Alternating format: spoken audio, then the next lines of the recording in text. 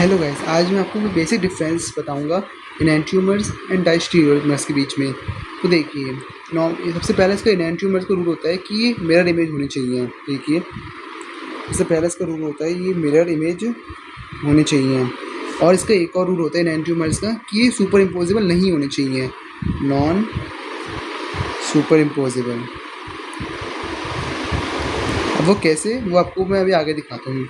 तो अभी ऐसी डायस्टेरियोमर का रूल होता है नॉट मिरर इमेज।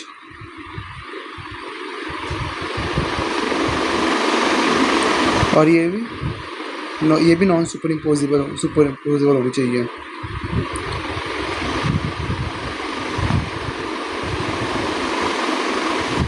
अभी से कुछ एग्जांपल से आपको अच्छे से समझ में आएगा।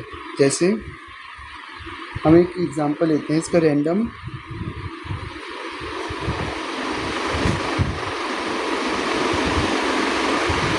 इसका मतलब होता है अबव द प्लेन एंड इसका मतलब होता है बिलो द प्लेन। अगर हम इसका एनेंटियोमर्स बनाएं तो देखिए, इसकी मान लीजिए हमने मिरर प्लेस करा है यहाँ पे, ठीक है। अब मिरर प्लेस करा है तो अगर इसकी मिरर इमेज हम देखें क्या बनेगी, देखिए कुछ इस तरीके से बनेगी।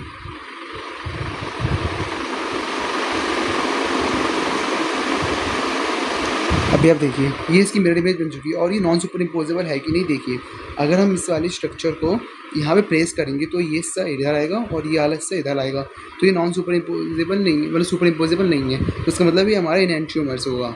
ऐसे ही अगर हम डायस्टेरियोमर्स का मैं आपको एक एग्जाम्पल दे के दिखाऊँ तो देखिए, हमारे पास जैसे एक बॉन्ड है, ऐसे इसी का मैं एग्जाम्पल लेता हूँ।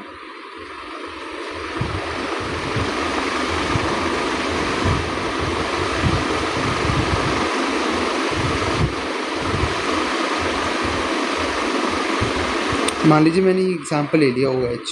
अब आप देखिए, ये दोनों मिरर इमेज नहीं है। अगर आप कहीं कैसे भी लगा लीजिए, ये दोनों एक दूसरे के मिरर इमेज नहीं बनेंगे, तो ये हमारा डायस्टेरियोमर्स हो जाएगा।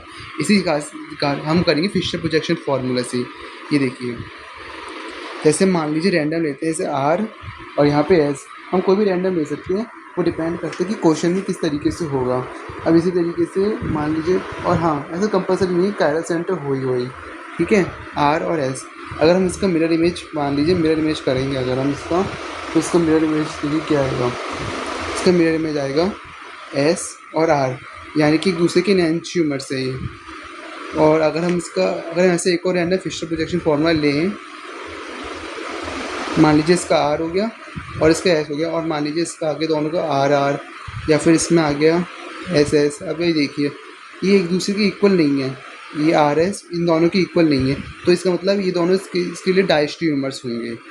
और हमेशा इसमें ध्यान रखिएगा, इसमें वो एसिमेट्रिक कार्बन होना चाहिए, कम से 1 से ज़्यादा एसिमेट्रिक कार्बन होने चाहिए इसमें।